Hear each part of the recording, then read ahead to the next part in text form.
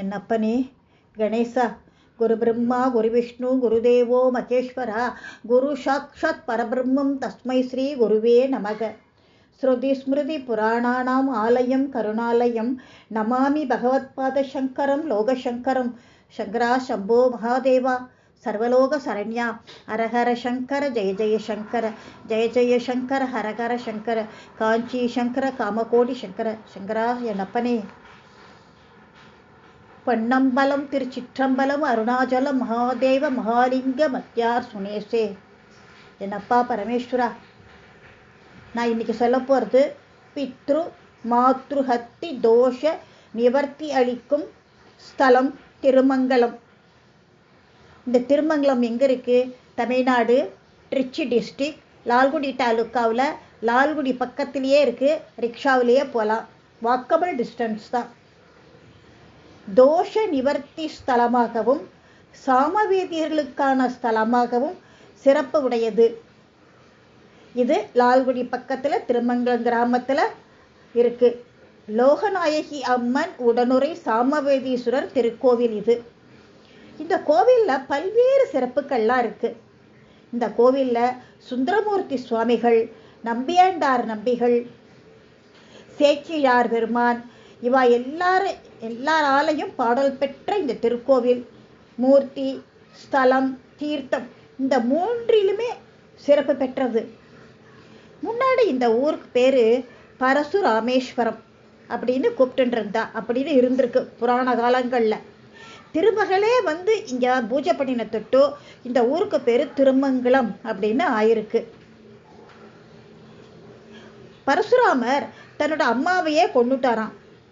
அதனால் ஏற்பட்ட மௌத்ருகத்தி தோஷம் போகவும், சண்டிகேஸ்வரர் தனது அப்பாவை கொண்டதால் ஏற்பட்ட பித்ருதோஷம் போகிறதுக்கும் இங்கே வந்து பூஜை பண்ணியிருக்கார். அவளோட தோஷ நிவர்த்தி ஆச்சு அப்படின்னு புராணங்கள் சொல்கிறது நமக்கு தெரியாது.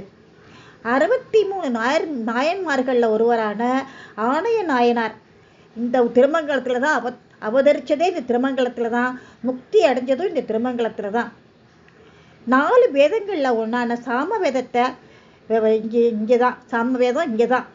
இறைவன் பேரே சாமவேதீஸ்வரர் அப்படின்னு தான் சொல்கிறார். சோழ மன்னன் பரிகேசரிவர்மன் இந்த கோவிலை கட்டியிருக்கார். அந்த காலத்தில் திருமழு உடை நாயனார் திருக்கோவில், அதுதான் இந்த கோவிலோட பேர். 17ஆம் நூற்றாண்டுக்கு அப்புறமா சாமவேதீஸ்வரம் அதாவது திருமங்கலம் அப்படின்னு பேர் வந்திருக்கு. அப்படின்னு கல்வெட்டுக்கள்லாம் இருக்குது, இன்னமும் இருக்குது. சாமவேதீஸ்வரர் லிங்க ஸ்வரூபியாக காட்சி கொடுத்துருக்கார். லோகநாயகி அம்மனுக்கு தனி சன்னதி உண்டு. 4 வகை வேதங்கள் இருக்கு. அதில் 3வது வேதமான சாமவேதம், இந்த வேதத்தின் நடையே சங்கீத இசை வடிவா இருக்கும். ஆணைய நாயனாரோட இசைக்கு மயங்கி இறைவன் இடவ வாகனத்தில் காட்சி கொடுத்தது தனி சிறப்பு. அது இந்த திருத்தலத்தில் தான். இந்தியாவிலேயே சாமவேதத்துக்குன்னு இருக்கிற ஒரே கோவில் திருமங்கலம் தான். சாமவேதீஸ்வரர் திருக்கோவில் தான். 3 கோடி சிவலிங்கத்தை தரிசனம் செய்தால் என்ன பலன் கிடைக்குமோ அந்த பலன் திருமங்கலம் சாமவேதீஸ்வரரை தரிசித்தால் கிடைக்கும் என்பது என்கிறது புராணங்கள். பிரகாரத்தில் தென் திசையில் பரசுராம பூஜை செய்த லிங்கமும் ஆணைய நாயனாருக்கு முக்தி கொடுத்த சிவலிங்கமும் இப்போ வரைக்கும் இருக்கு. அதுக்கு பக்கத்தில் ஆணைய நாயனாருக்கு முக்தி கொடுத்த அம்மன் சன்னதியும் இருக்கு. இந்த கோவிலில் என்ன சிறப்பு?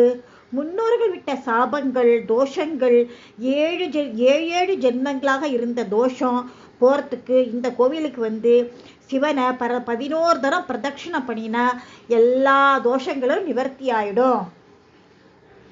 எருக்குவ ரிஷின்னு ஒரு முனிவர், அவர் பித்ருதோஷம் போகிறதுக்காக இந்த கோவிலுக்கு வந்திருக்கார். ஆனால் இங்கே அவருக்கு குளிக்கிறதுக்கு நதி கிடையாது. என்ன பண்ணுறது, மறுபடியும் காசிக்கு போயிடலாம் அப்படின்னு அவர் நினைச்சார். அப்போ உடனே பகவான் அசிரீரியாக வந்து உனக்காக இங்கே ஒரு நதியை நான் உருவாக்குறேன் அப்படின்னு சொல்ல, இந்த ரிஷிக்காக இறைவன் உருவாக்கிய நதி கயா பர்குனி அப்படிங்கிற நதி. இந்த நதியால் இந்த ஊரே செல்வ செழிப்பாக இருக்குது. இன்றைக்கி அந்த நதி பேர் பங்குனி அப்படின்னு சொல்கிறா எல்லாரும். காசிக்கு போய் வழிபட்டால் என்ன பலன் கிடைக்குமோ இங்கு உனக்கு கிடைக்கும் அப்படின்னு சாமவேஸ்வரர் ரிஷிக்கு அருளினார். காசியிலும் கங்கையிலும் செஞ்சா என்ன பலனோ அதே பலன் இந்த கோவிலில் நீராடி இறைவனை வழிபட்டால் கிடைக்கும். பித்ரு கடன்கள், பித்ரு சாபம் நீங்கி சகல நன்மைகளும் இந்த கோவிலில் கிடைக்கும். பொதுவாக சிவாலயங்களில் தட்சிணாமூர்த்தி சின் முத்திரையோட பக்தாளுக்கெல்லாம் காட்சி கொடுப்பார். ஆனால் இந்த திருமங்கலத்தில் தட்சிணாமூர்த்தி அபயமுத்திரை காட்சி கொடுக்கிறார். அதனால தான் இங்கே வர்றவாளுக்கு சகல தோஷங்களும் போயிடுறது. இந்த கோயிலுக்கு வர்ற குழந்தைகளுக்கு நல்லபடியாக படிப்பு, குழந்தை பாக்கியமும் கிடைக்கிறது அப்படிங்கிறது ஐதீகம். அபிஷேகம் பண்ணின தேனை தினந்தோறும் கொஞ்சம் சாப்பிட்டாக்க குழந்தைகளுக்கு நல்ல ஞானம், கல்வி கிடைக்கிறது. அப்புறம் முருகன் சன்னதி வரலாமா?